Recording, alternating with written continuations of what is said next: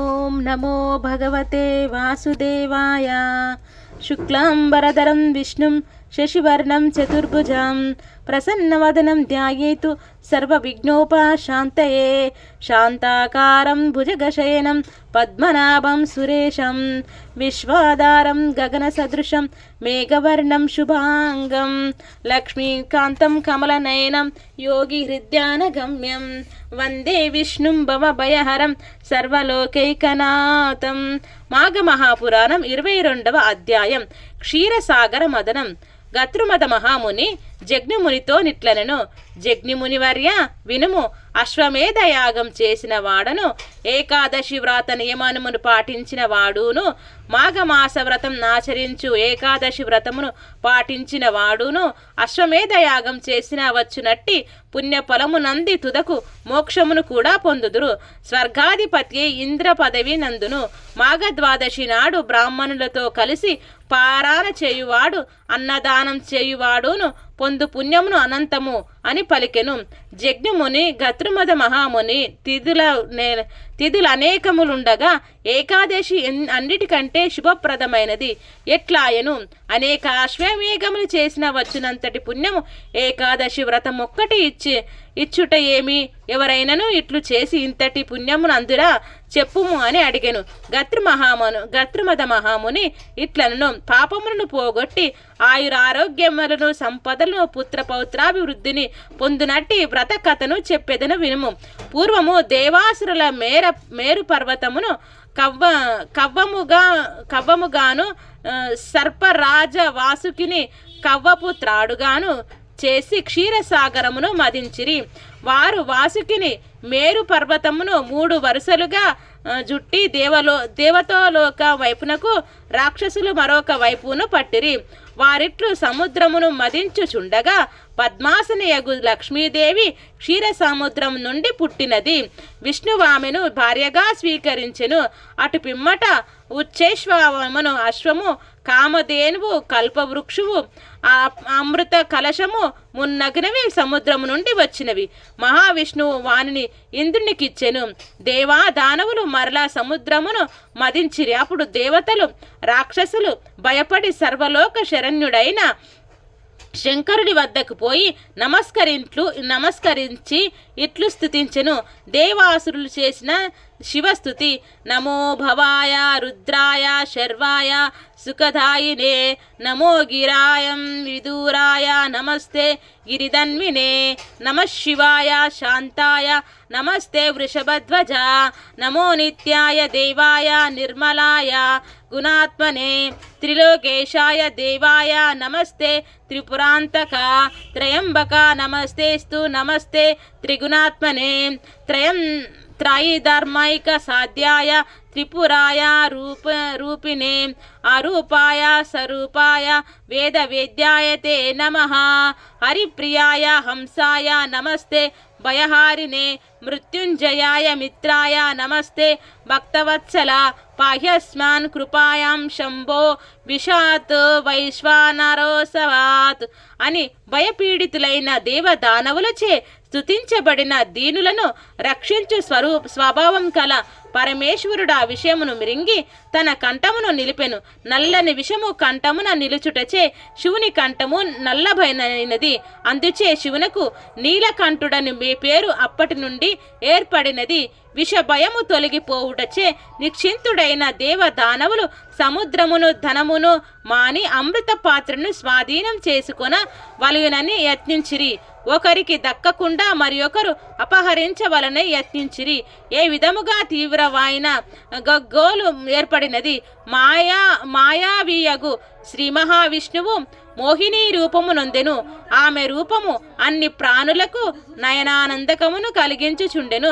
మనోహరములగు ఆమె స్తనములు జనగములు చూపరులను ఉద్రేకములను కలిగించుచుండెను. ముక్కు వికసించిన సంపెంగ పువ్వు వలె నుండెను. నేత్రములు మనోహరములై విశాలములై ఉండెను. మృదువైన బాహువులు, పొడవైన కేశములు, తీగ వంటి శరీరం కలిగి సర్వాభరణ భూషితయై పచ్చని పట్టు చీరను కట్టెను.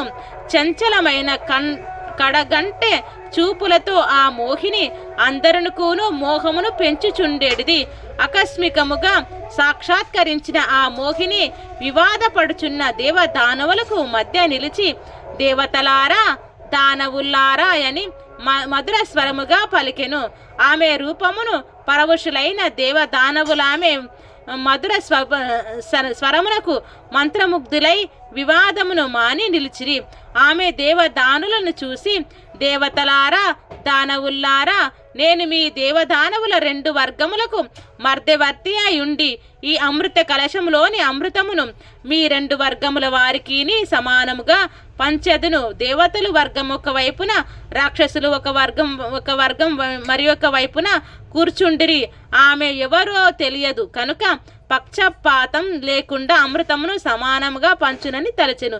అందరినీ మోహవ్యాప్తపరచుచున్న ఆ జగన్మోహిని అమృత పాత్రను చేతబట్టెను. ఆమె ఆ అమృత పాత్రను 2 భాగములుగా చేసెను. ఒక వైపున అమృతమును మరి ఒక వైపున సుర అనగా కల్లును ఉంచెను. రాక్షసులున్న వైపున కల్లును, దేవతలున్న వైపున అమృతమును వడ్డించుచుండెను. అనుమానం రాకుండా అటునిటు తిరుగుచుండెను. రాక్షసులు సురను త్రాగి అది అమృతమని తలుచిరి. చెవులకు ఇంపైన ధ్వనించుచున్న పాదముల ఎందలు రవలితోనూ హస్త కంకణములను సుమధుర నాదములతోనూ ఆ జగన్మోహిని దేవదానవుల మధ్య విలాసముగా మనోహర మధురముగా తిరుగుచు ఆ అమృతమును దేవతలకును సురను దానవులకును పోసిరి వడ్డించుచుండెను. దేవదానవులు తమ హస్తములను దోసిళ్ళు చేసి హస్తములే పాత్రలుగా చేసి కొన్నవారై తాగుతున్నారు. రాహువు కేతువులు వివరణ. రాక్షసుల పంక్తిలో కూర్చున్న ఇద్దరికి దేవతల ముఖముల యందు అమృత పానముచే కళాకాంతులు తేజస్సు వర్చస్సు పెరుగుట, తమ వారందరూ సముద్ర మదన జనిత శ్రమనింకను నివిడకుండుట గమనింపుటకు వచ్చి అనుమానం వచ్చినది.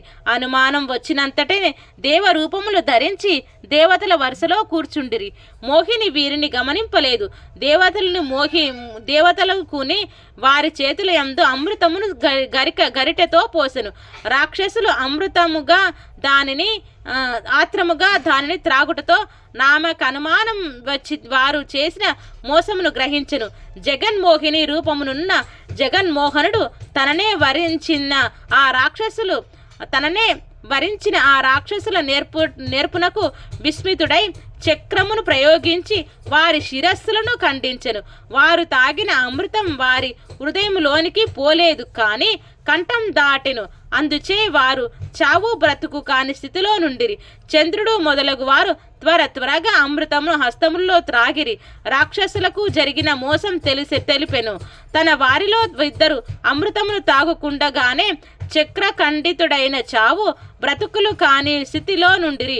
వారు ఇంకా ఇంత శ్రమయం ఎట్లు అయ్యను విచారం దుఃఖమని ఆహాకారములు చేసిరి.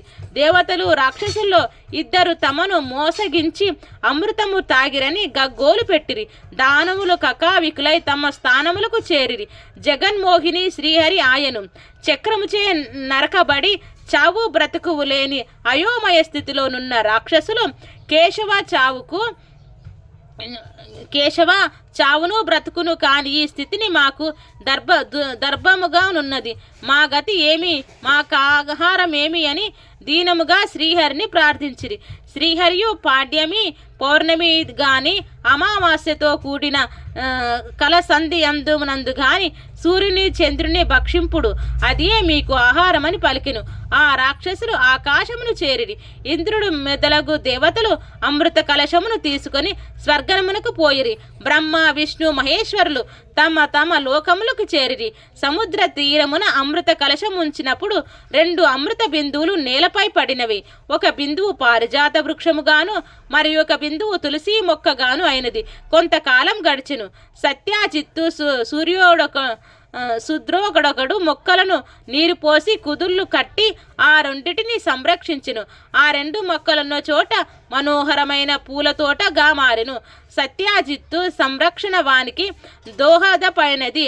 అతడును ఆ మొక్కలను నీరు పోసి పెంచుచు పారిజాత పుష్పాలను తులసి దళాలను అమ్మి జీవించుచుండెను. పారిజాత వృక్షము పెరిగి పుష్ప సముద్రమైన నయనానందకరముగా నుండెను. తులసి కోమలములైన దళములతో అందముగా నుండెను. ఇంద్రుడొకనాడు రాక్షస సంహారమునకై పోవుచు వానిని చూసి పారిజాత పుష్పాలను దేవతా స్త్రీలకియ్యవలయనని పారిజాత పుష్పాలను కోసుకొని స్వర్గమునకు తీసుకొని వెళ్ళెను. శచీదేవి మున్నగు దేవతా వనితలు పారిజాత పుష్పాలను చూసి ఆనందించరి. మనోహరములగు ఈ పుష్పములు మాకు నిత్యము కావాలని కోరిరి. ఇంద్రుడు గుహ్యకుని యక్షుని భూలోకములో నుండి పారిజాత పుష్పాలను వృక్షయానమని నడగకుండా వానిని తెలియకుండా దొంగతనముగా తెప్పించుకుచుండెను. పుష్పములు తగ్గిపోవుటను సత్యాజిత్తు గమనించెను. దొంగను పట్టుకొన తలచెను.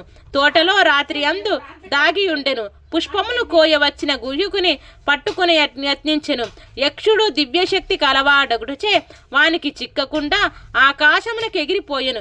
సత్యాజిత్తు ఎంత ప్రయత్నించినో వానిని పట్టుకొనుటకు సాధ్యం కాకుండెను. దేవేంద్రుడు, నీవు యక్షుడవు, ఆకాశమున శక్తి కలవాడు, మానవులకు దొరకవు, కావున పారిజాత పుష్పాలను తెమ్మని గుహ్యకుని ప్రోత్సహించెను. పుష్పములు ప్రతిదినము పోవుచేయున్నది. సత్యాజిత్తునకేమి చేయవలెనో తోచలేదు. పుష్పచోరని ఉపాయముచే పట్టుకొనవలనని తలచెను. శ్రీహరి పూజ నిర్మాల్యమును తెచ్చి పూల తోటకు వెలుపల లోపల అంతటాను చల్లెను. యక్షుడు యథాపూర్వకంగా పారిజాత పుష్పమును దొంగతనమునకై వచ్చెను. అతడు ఆ పువ్వును కోయుచు శ్రీహరి పూజ నిర్మాల్యమును త్రొక్కెను. పుష్పములు కోయపోవుచు శ్రీమన్నారాయణుని పూజా నిర్మాల్యం దాటెను. ఫలితముగా వాని దివ్య శక్తులతో పాటు ఆకాశగమన శక్తియు నశించెను. నెలపై కూడా సరిగా నడవలేక కుంటుచుండెను. యక్షునిలో ఎంత ప్రయత్నించెనో అచట నుంచి పోలేకపోయెను. జరిగిన దానికి గ్రహించిన సత్యాజిత్తు వానిని పట్టుకొని, ఓరి నీవెవరువు, ఎవరు నిన్ను పంపిరి, మా పుష్పములు ప్రతిదినము ఎందుకని అపహరించుచుండివని చెప్పమని గర్జించెను. యక్షుడును, నేను యక్షుడును, ఇంద్రుని సేవకుడును, ఈ పుష్పములు నపహరింపుమని ఇంద్రునకు ఇచ్చుచుంటిని. ఇంద్రుడు యజ్ఞ చేత నిట్లు చేసి తిని, కానీ బుద్ధిశాలివైన నీకు చిక్కితిని అని పలికెను. సత్యాజిత్తు ఏమియును మాటలాడక ఇంటికి పోయెను. ఇంద్రుని సేవకుడైన యక్షుడు 3 దినముల బందీ అయి ఆ తోటలో ఉండెను. ఇట్లు శ్రీ మాఘ మహాపురాణం సంపూర్ణం.